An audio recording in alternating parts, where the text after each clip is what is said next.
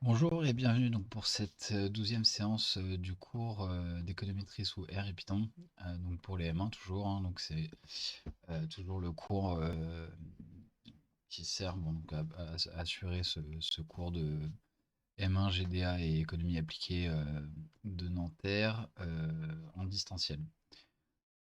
Donc on avait vu à la dernière séance ce qui se passait au niveau de la violation des hypothèses d'homoscédasticité et de non-autocorrélation des résidus, du terme d'erreur dans les modèles, dans le modèle linéaire. Et donc on va passer aujourd'hui à l'hypothèse d'absence de multicollinarité dans le modèle linéaire. Donc ce sera l'avant-dernière séance. On fera une dernière séance, probablement, probablement que cette séance-là sera pas, comptera pas pour le partiel. Voilà, en revanche, multicollinarité, ça fera partie des choses à connaître. Donc, ici, donc, comme pour les deux premiers chapitres dans la partie sur l'économétrie, on a une partie de rappel théorique sur le cours d'économétrie, où là, de la même manière que pour les deux autres séances, je vais aller assez vite là-dessus, surtout que là, on n'a pas de code à commenter. Par ailleurs, il n'y a pas grand-chose à dire non plus. Et ensuite, on aura donc une application qu'on corrigera ensemble comme à chaque fois, et puis vous aurez la correction de l'application ensuite qui sera mise en ligne. Ok, donc juste avant de commencer peut-être, il y a deux articles qui sont potentiellement à lire, enfin c'est deux articles qui sont en français, que je vous recommande, qui sont assez bien foutus. Comment bien régresser de Jean-Bernard Châtelain. Donc là, il parle beaucoup de multicollinarité, mais il parle d'un certain nombre de problèmes qu'on peut rencontrer quand on mène une régression, quand on mène une étude économétrique. Donc ça, c'est quelque chose qui peut pas mal vous aider à comprendre un peu le raisonnement qu'on adopte quand on mène une, une étude économétrique. Et l'article est assez bien écrit, assez intéressant. Et vous avez également cet article détection de la multicollinarité de H. Erkelrousse, qui est assez bien fait aussi, qui commente en fait des indicateurs de ces trois auteurs qui permettent de détecter la multicollinarité. Donc c'est un article assez intéressant. Nous, on n'en parle pas tellement dans ce cours, mais si vous voulez aller un petit peu plus loin, si vous voulez mieux comprendre ce que c'est que la multicollinarité et comment on la traite, bah vous avez tout intérêt à aller lire ces deux trucs, ces deux articles-là. Ok, bon, donc cela étant dit, euh, on va commencer le cours. Donc, on fait un petit rappel sur ce que c'est que la multicollinarité. Euh, donc effectivement, quand on mène un modèle de régression linéaire multiple, c'est-à-dire avec plusieurs variables explicatives, on va faire une des hypothèses va être que la matrice X, là, ici, est de plein rang. C'est-à-dire qu'il n'existe pas de relation linéaire entre les variables qui la composent, entre les colonnes du coup de cette matrice. Ok. Donc ce qui va se passer, c'est que la violation de cette hypothèse, si l'hypothèse d'absence de multicollinarité n'est pas vérifiée, si X n'est pas de plein rang, bah dans ce cas-là, comment ça va altérer la valeur des paramètres bêta. Plus précisément, ça va complexifier l'inversion de la matrice X', dont on a besoin, donc vous vous souvenez, pour calculer les paramètres bêta MCO. Euh, Voilà, ça, du coup, ça va avoir un impact aussi sur la variance du terme, qui dépend elle aussi de X'-1. Et notamment, donc, on peut montrer que dans un cas de multicollinarité, bah, la variance de bêta va avoir tendance à exploser, ce qui va du coup poser des problèmes au niveau des exercices d'inférence statistique qu'on mène, c'est-à-dire euh, les tests de significativité, etc. Ok, donc dans le chapitre précédent, on s'était intéressé à l'hétéroscédasticité et l'autocorrélation. Ça, c'est des hypothèses qui n'empêchent pas, enfin, si elles ne sont pas vérifiées, ça n'empêche pas de calculer les coefficients, les paramètres bêta MCO. Par contre, ça altère du coup les tests d'inférence.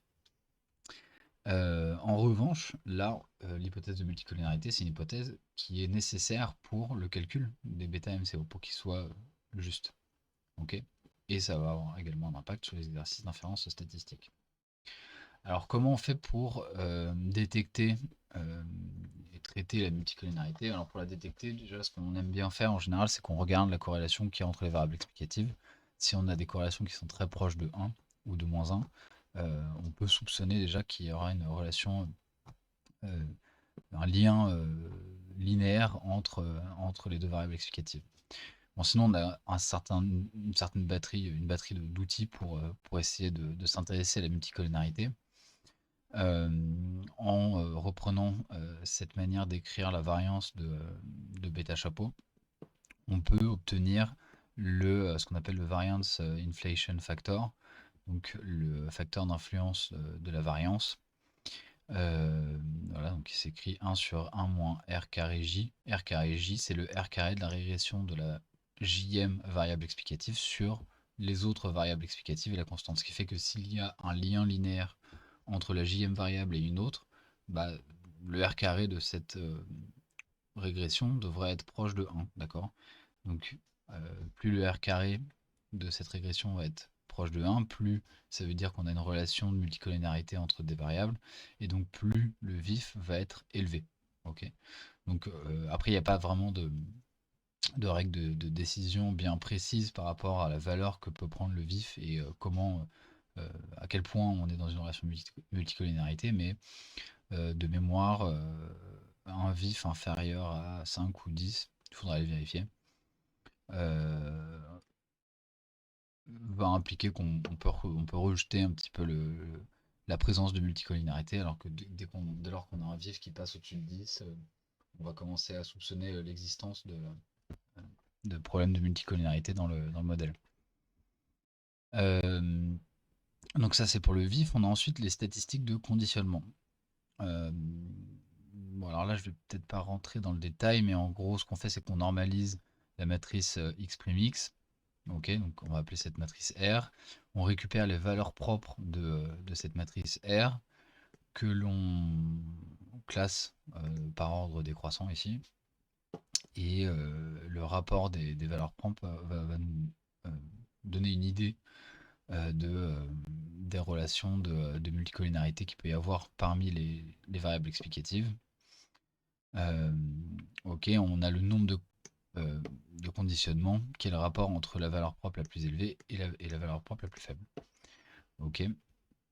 Et donc plus ce nombre de conditionnements est élevé, plus on va soupçonner l'existence de multicollinéarité dans le modèle. Donc là, vous avez une règle de décision qui est donnée par ces trois auteurs et qui permet de, d'interpréter le nombre de conditionnements. En l'occurrence, pour des valeurs de l'ordre du coup de 0 à 10, on va supposer qu'il y a une faible liaison linéaire entre les régresseurs du modèle. Pour des valeurs supérieures à 30, on va considérer qu'il y a de la multicollinéarité. Des valeurs entre 10 et 30, il y a une incertitude, mais du coup, on peut soupçonner qu'il y a de la multicollinéarité. Ok, donc après, une fois qu'on a repéré l'existence ou non de multicollinéarité, comment on fait pour la traiter? Alors ça, c'est pas toujours possible, mais si on peut, bah, on rajoute de l'information, c'est-à-dire des individus ou alors des périodes dans les données qu'on a. Euh, Ensuite, on va introduire des contraintes d'exclusion. Ça veut dire quoi? Ça veut dire que généralement, quand on mène une étude, il y a un certain nombre de variables qui nous intéressent plus que d'autres. Par exemple, si ma variable d'intérêt c'est x1, bah, je vais commencer par régresser y sur x1, puis y sur x1 et x2, puis y sur x1, x2, x3, etc. Et je vais voir comment se comportent les paramètres. Et si l'introduction d'une variable euh, implique de grands changements dans les paramètres, alors dans ce cas-là, je vais avoir un soupçon d'introduction d'une relation multi-collinaire via l'introduction de cette variable. Donc si j'introduis x3 et que tout d'un coup d'un seul, mes paramètres associés à x1 et x2 varient énormément, je vais je vais pouvoir soupçonner un petit peu une introduction d'une relation multicollinéaire via l'introduction de x3. On peut ensuite procéder à une réduction de l'espace des variables explicatives via notamment quelque chose dont vous avez peut-être déjà entendu parler, notamment dans votre cours d'apprentissage de statistique, je crois que vous avez un truc comme ça, avec Monsieur Chuffard, qui donc l'analyse en composantes principales. Donc ça permet de réduire l'espace d'un certain nombre de variables et, euh, et notamment ça va permettre de réduire l'espace des variables explicatives euh, en, en, euh, en procédant à l'extraction de composantes principales, mais qui vont être, si on en prend plusieurs, qui vont être orthogonales les unes aux autres. Donc en fait on supprime la relation linéaire et on ne garde que ce qu'il y a ce qui compose en fait du coup les données. Voilà, bon, alors ça c'est quelque chose qu'on fait un peu plus rarement. Ça c'est peut-être la procédure la plus commune, on va dire. Et après par contre aussi, vous pouvez aussi passer par des régressions de type pénalisé. C'est-à-dire que si des variables sont fortement corrélées entre elles, il n'y a pas nécessairement de. Enfin, plutôt s'il y a une liaison linéaire forte entre des variables, il est potentiellement non nécessaire d'introduire les deux variables ou les trois variables dans le modèle. Donc ça, en fait, le modèle pénalisé va associer un coefficient très faible, voire nul, à certaines de ces variables dès lors que en fait, l'information est contenue par une autre variable. Donc ça, c'est les régressions Ridge, lasso, etc. Voilà, donc c'était très court, hein. On a fini là, les rappels théoriques là-dessus. Maintenant, on va voir comment, en pratique, on peut mettre ça en application. Si on a le temps, je referai peut-être une vidéo annexe euh, où on fera une application qui ressemblera un petit peu à ce qu'on avait fait dans les deux premiers chapitres sur le modèle linéaire et l'hétérocédacité et l'autocorrélation, où on va essayer de générer des données dans lesquelles il y a de la multicollinéarité. On va essayer d'illustrer un peu tous les problèmes dont on parle, dans ce cours-là, et de calculer les indices de conditionnement, le vif, etc. Alors si vous lisez ces articles, vous verrez que le vif a certaines limites et que l'interprétation qu'on peut avoir des statistiques de Belsley, Koo et Welch peuvent être sujettes à un certain nombre de problèmes. Dans la littérature en général, on est dans des cas où on peut se fier à ces différents instruments. Voilà, dans un certain nombre de cas particuliers, il va y avoir des problèmes qui peuvent se poser. Voilà, donc on se retrouve dans la prochaine vidéo pour la correction de l'application de ce cours.